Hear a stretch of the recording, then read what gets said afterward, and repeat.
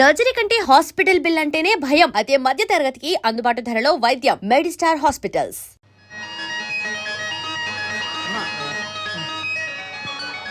కవితమ్మ కనపట్లేదే, ఇంత ఆలస్యంగా వచ్చేసాను. కవితమ్మ ఎక్కడికి వెళ్ళిందో? చిన్న బాబుకి నేనేం సమాధానం చెప్పాలి? కవి కనపట్ల నీకన్నా బుద్ధుంది? క్షమించవయ్యా. ఏమయ్యా, కవితని చూసావా? కవితని చూసావా? చూశానయ్యా, ఇప్పుడే సంగీత టాకీస్లో. ఏం యాక్ట్ చేసిందే? నేను చెప్పింది సినిమా కవిత కాదు, మా చిన్న బాబు గారు అమ్మాయి చిన్న పిల్ల. చిన్న పిల్లని చూసి అలవాటు నాకు లేదే. లాభం లేదంటావా? అక్కడ చుట్ట కాచుకుంటూ ముసలిది ఒకటి కూర్చుంది, దాన్ని చూడు. నీ ముఖం కంటే దాని ముఖమే బాగుంది. పోవాయా? బాగుందా? అవును. కవిత, నువ్వు ఎక్కడ ఉన్నావా? అంకుల్, నాకు ఆకలి వేస్తుంది, నీకోసమే వెతుకుతున్నాను. అయ్యో, నాకు ఆకలి వేస్తుందమ్మా. నువ్వు ఇంతవరకు తిను, నాకు ఇంత చాలమ్మా. డాడీ, మా స్కూల్లో నేనే first. ABCD 1 2 3 4 ring ring roses, బాబా breakfast, twinkle twinkle little star. Very good, very good, very good. Daddy, మా స్కూల్లో ఫెయిర్స్ డే జరుగుతుంది. కొత్త బట్టలు, బూట్లు, సాక్స్ వేసుకొని రమ్మన్నాడు డాడీ. మీ అమ్మతో చెప్పమ్మా. సర్లేమ్మా, మీ డాడీని ఎందుకు అడుగుతావు? ఎప్పుడైనా నేను బజార్కి తీసుకెళ్లి ఒక చాక్లెట్ కొని పెట్టిన పాపను పోయారా? నేనే కొని పెడతాను. నాకు కావాల్సి కూడా నువ్వే కనుక్కొని పెడతావు, మళ్ళీ చెప్తావు. చాలండి.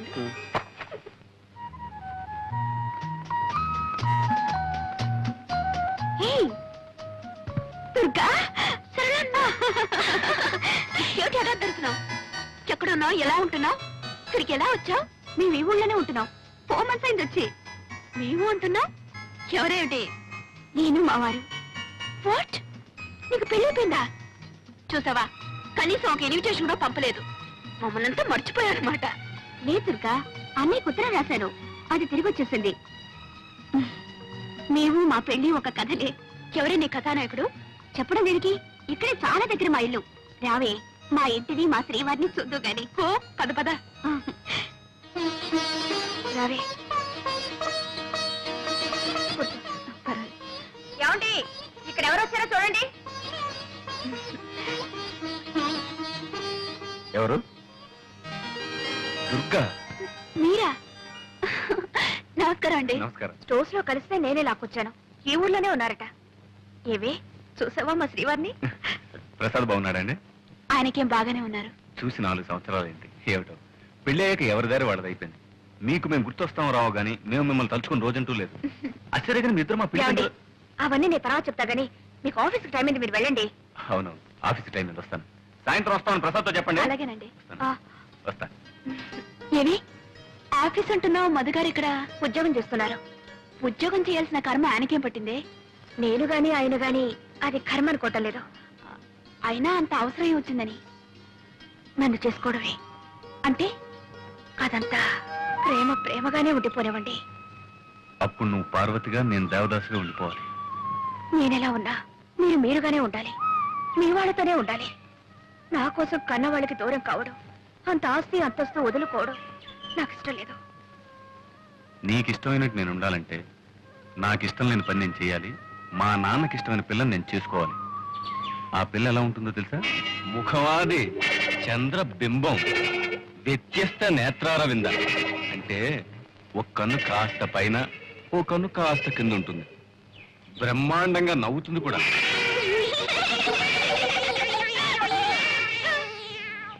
ఎలా ఉంది? కోతిలా ఉందా, పిల్లిలా ఉందా? పాట కూడా ఓ బ్రహ్మాండంగా పడుతుంది. లంగా లంగా లంగా లంగా అంటే తప్పుగా అర్థం తీసుకున్నావు. ఆ సుకుమారికి రా పలకదు. ఆ అమ్మాయిని నేను చేసుకోవాలని, నువ్వు ఇలా నవ్వుకోవాలని నీకు ఆశగా ఉంటే ఓకే, బాగా ఆలోచించుకొని చెప్పు. ఆ అమ్మాయిని చేసుకోమంటావా, ఇంత విషయం తీసుకోమంటావా? నువ్వేం చెప్తే అదే చేస్తాను. సరే అయితే. అప్పుడే నవ్వేకు, ఇంకా ఉంది. ఇంకేముంది? వాళ్ళ నాన్నగారు మధు గారిని అసలు నా కొడుకువే కాదు అని ఉంటారు. వెంటనే మధు గారు అయితే నేను ఎవరు కొడుకునో చెప్పండి, ఆయన దగ్గరే పర్మిషన్ తీసుకుంటానని సినిమాల్లో చెప్పుంటారు. అంతే జరిగింది. ఆ తర్వాత తండ్రి కొడుకులు విడిపోయారు. సరే, మీ ఆయన గారికి ఇంత సాహసం ఎక్కడి నుంచి వచ్చిందే? మీ ఆయన సాహసమే. సర్లే, సాహసం వస్తే మంచిదే గాని ఇంకే పోలిక రాకుండా ఉంటేనయ్యా. అదేంటి అలా అంటావు? మా అన్నయ్యకి ఏం తక్కువ? తక్కువ కాదే అమ్మా, అన్నీ ఎక్కువే. నేను ఎన్ని గిల్లి గజ్జాలు పెట్టుకున్నా ఉలకరు పలకరు, ఋషిలా కూర్చొనే ఉంటారు. ఆయన ఓర్పు చూస్తుంటే నాకే ఓర్పు పోతుంది. ఎక్కడికో వెళ్తూ ఉంటారు, వస్తూ ఉంటారు. ఎక్కడికి నేను అడగను, ఆయన చెప్పరు. ఇక ఇంట్లో ఉన్నంతసేపు రామకోటి రాస్తున్నట్టు ఏదో రాస్తూనే ఉంటారు. మొత్తానికి ఇద్దరం మా ఇల్లు మీ ఇంటికి ఎంత దూరమో, మీ ఇల్లు మా ఇంటికి అంతే దూరం అన్నట్టు ఉంటున్నాం. అలా ఎందుకు ఉండాలి? నువ్వు ఆయనకు దగ్గర అనుకుంటే ఆయన నీకు దగ్గర అవుతాను. చూడు, అక్కర్లేని వాళ్ళని పిలిచి మీద పట్టడం అడుక్కోవడం నాకు ఇష్టం లేదు. నీ ఆత్మార్పణ సిద్ధాంతం నాకు వంట పట్టదు బాబు. మా ఆయన అలా ఉండటమే నాకు ఇష్టం. ఎందుకనంట, మా ఆయన అసలైన మొగాడన్నవాడు తన భార్య ఒక పశువుగాను బానిసగాను ఉండటానికి ఒప్పుకోడు. ఒక వ్యక్తిత్వం ఉన్న మనిషిని పెళ్లి చేసుకుంటాడు. మేమిద్దరం అలా సమయుతులుగా ఉండటమే నాకు సరదా. మొత్తం మీద సంతోషంగా ఉన్నారు, అంతే చాలు. చీటికి మాటికి పోట్లాడుకుంటాం. అసలు నిజం చెప్పాలంటే ఏ భార్యాభర్తలు పోట్లాడుకోరు. ఎవరి ఆత్మాభిమానం వాళ్ళది. ఏవోనమ్మా, మొగుడు పెళ్లాల మధ్య ఆత్మాభిమానం అన్నది ఇంతవరకు నాకు అర్థం కాలేదు. కోరిన వరాలు ఇవ్వలేదని దేవుణ్ణి పూజించడం మాంటావా? అలా పూజించడమే ఆత్మార్పణ. అమ్మో, నీ ఆత్మార్పణ నాకు అంతకంటే అర్థం కాలేదు. నన్ను వదిలేయమ్మా. క్లబ్ టైం ఎంత వస్తాను? క్లబ్ లో కూడా చేరావా? ఏంటి క్లబ్ లో కూడా చేరావని అడుగుతున్నావు? పెద్ద తప్పు చేసినట్టు. లేడీస్ క్లబ్బేలే, ఏదో టైం పాస్ అవడానికి. వస్తాను. అయ్యో, నా బ్యాగ్ మర్చిపోయాను. అయ్యో, నా బుక్. సారీ. వస్తాను.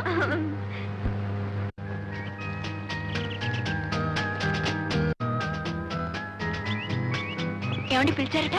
అవునమ్మా, ఈసారి మన క్లబ్ వార్షికోత్సవానికి మన నంబర్స్ సరదాగా ఓ నాటకం ఆడాలనుకుంటున్నాం. కానీ ఏ నాటకం చూసినా మగ వేషాలు ఎక్కువగా ఉంటున్నాయి. మన మగ వేషాలు వేస్తే బాగుండదు కదా? కరెక్ట్. ఎవరైనా మంచి రైటర్ చేత అన్ని ఆడవేషాలు ఉండేట నాటకం రాయిస్తే సరే. ఐడియా బాగానే ఉంది, కానీ అలా రాసే రైటర్ దొరకొద్దు మనకి. ఎందుకు లేరు? చక్రపాణిని ఒక గొప్ప రైటర్ ఉన్నారండి. ఆయన నీకు తెలుసా? తెలుసంటే బాగానే తెలుసు. ఆయన చేత రాయిస్తానండి. ఇంకేం, చాలా థ్యాంక్స్ అమ్మా. అందుకే ఓకే అండి. అది ఒక తమాషా.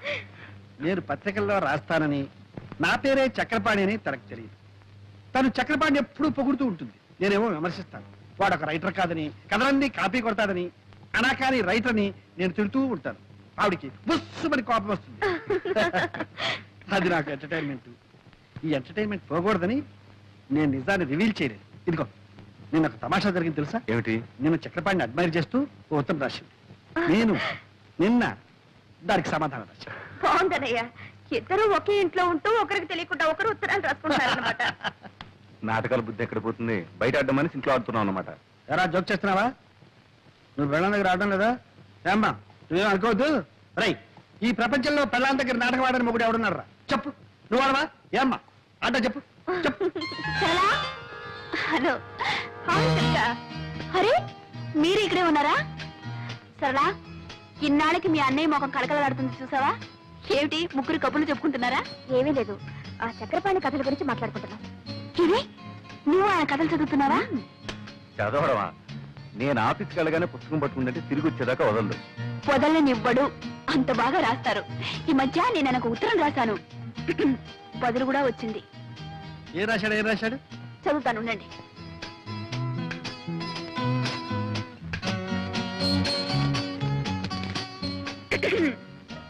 శ్రీమతి దుర్గా ప్రసాద్ గారికి మీ ఉత్తరం అందింది. మీ అభిమానానికి చాలా కృతజ్ఞుణ్ణి. మీ భర్త కూడా ఒక రచయితని, ఆయన రచనలు ఏ పత్రికలోనూ పడటం లేదని, ఆయన మీద మీకున్న అసంతృప్తిని తెలియజేశారు. మన దేశంలో ఎందరో మహాకవులు, మహారచయితలు అలా మరుగున పడి ఉన్నారు. మీ భర్త కూడా ఒక మహారచయిత అయి ఉంటాడు. ఎప్పుడో ఒకప్పుడు తప్పకుండా వెలుగులోకి వస్తాడు. సర్లేండి. చూసారా, మీరేమో ఆయన కాపీ రైటర్ని తీసి పారేస్తున్నారు, ఆయన మిమ్మల్ని గొప్ప రచయిత అని మెచ్చుకుంటున్నారు. అదే ఆయన గొప్పతనం. గొప్పతనమే. నన్ను గొప్పాడు చేసి అతను గొప్పాడైపోయాడు. ఏడ్చిందో ఏడ్చాడో ఆయన గొప్ప మనిషి. అన్నట్టు మా క్లబ్ యానివర్సరీకి ఆయన చేత ఒక నాటకం రాయిస్తున్నాం.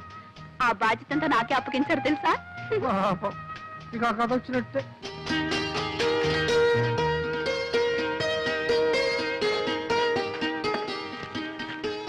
అయ్యో ఎందుకనలో మూసి పెట్టుకుంటారు?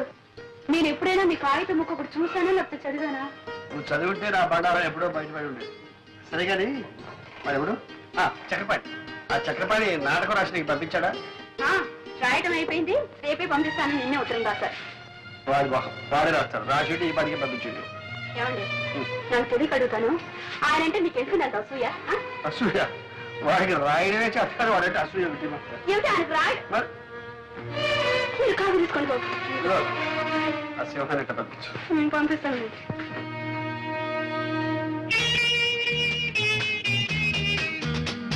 దుర్గా దుర్గా నువ్వు కొంచెం హెల్ప్ చేయాలి. ఎందుకే? దివ్య నెక్లెస్ కొనుక్కుంటుందట, నువ్వు వచ్చి సెలెక్ట్ చేయాలి. తనకు కావాల్సింది తను కొనుక్కుంటుంది, మధ్యలో నా సెలక్షన్ ఏమిటి? అదేమిటి, నీకు లేటెస్ట్ ఫ్యాషన్స్ తెలుసని అడుగుతున్నావు. అయ్యో అదేం కుదరదు, నువ్వు రావాల్సిందే. అవునే రావే. రమ్మంటే. ఎందుకు వెళ్తుంది? ఏంటో స్కూల్లో గొడవ, చూపించమ్మా. చూడేది. ఏమిటమ్మా ఇది?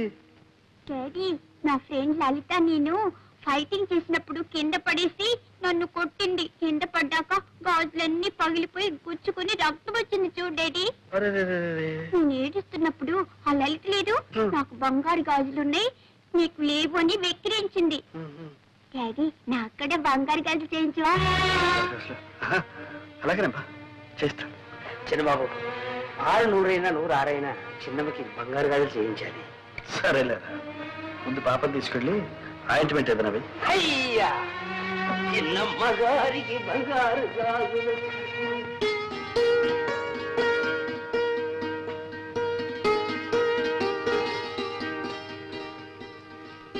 ఏమండి, దుర్గా, ఏం లేదు, ఒక చిన్న మాట చెప్తాను, వింటారా? చిన్న మాట ఏమిటి? పెద్ద మాట చెప్పు. వినే ముందు ఇదేమిటో చూడండి. ఏంటి ఇదేమిటి? Order bill 4000. నేను నెక్లెస్ ఒకటి ఆర్డర్ ఇచ్చాను. నెక్లెస్? అంత అవసరమే వచ్చింది? అవసరం వచ్చి కదండి, మీకు తెలుసు నగలంటే నాకు అంత ఇంట్రెస్ట్ లేదని. అయినా తప్పలేదు, మా క్లబ్ సెక్రటరీ విజయ నగలు కొనడానికి వెళ్తూ నాకేదో పెద్ద లేటెస్ట్ ఫ్యాషన్స్ తెలుసని తనతో రమ్మంది. నేను 4 ఫ్రెండ్స్ కలిసి వెళ్ళాం. అక్కడ నేను ఒక నెక్లెస్ సెలెక్ట్ చేశాను. అది బాగుందంటూ తలా ఒకరు ఆర్డర్ ఇస్తూ నన్ను ఇవ్వమన్నారు. నేను తప్పించుకుందామని ఎంతో ప్రయత్నించాను, కానీ అందరూ చేరి నన్ను బలవంతం పెట్టేశారు. ఏమండి, ఇన్నేళ్లలో మిమ్మల్ని ఏమీ అడగలేదండి. నువ్వు అడగక్కర్లేదు దుర్గా, ఉంటే నిలువెత్తున బంగారమే తొడిగేసేవాడు. కానీ నా పరిస్థితి నీకు తెలుసు.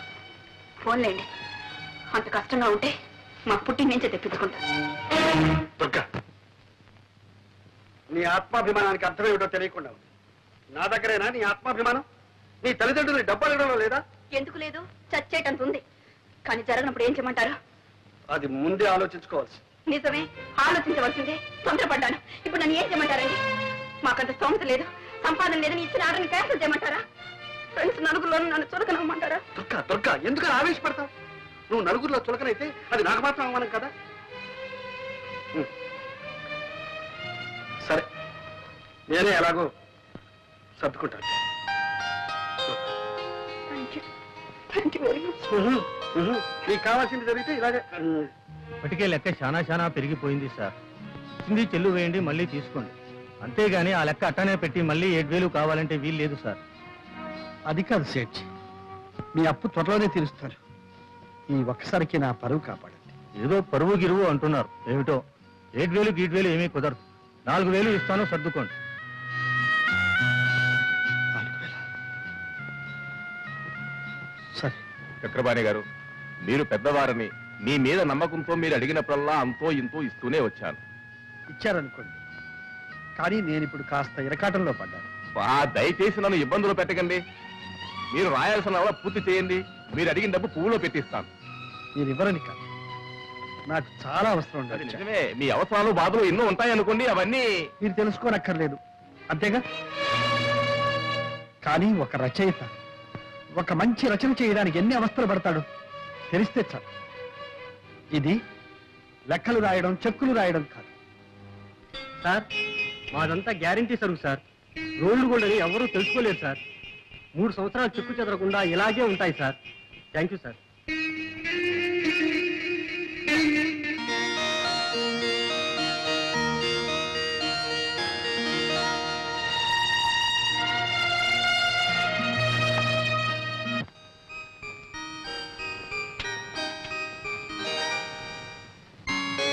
దుర్గా, వస్తున్నానండి. నీకు ఒక సర్ప్రైజ్. ఏమిటి? కళ్ళు మూసుకో చెప్తా. చెప్పండి. కళ్ళు మూసుకో. సరే. ఇదేమిటో చూడు.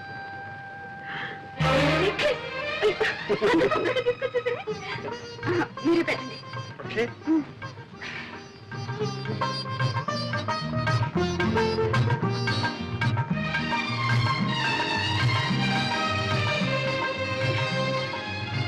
చాలా బాగుందండి. చాలా థ్యాంక్స్. కవిత ఎక్కడ? ఇంకా స్కూల్ నుంచి రాలేదు. ఇదిగో ఈ గాజులు కవిత. ఏమిటండి ఈరోజు మీకు ఏమైంది? ఏం కాదు. చూడు, ఈ సంతోషం అంతా క్లబ్ లో మీ మెంబర్స్ తో నా ముద్దులో ముగిడి చెప్పేస్తాను.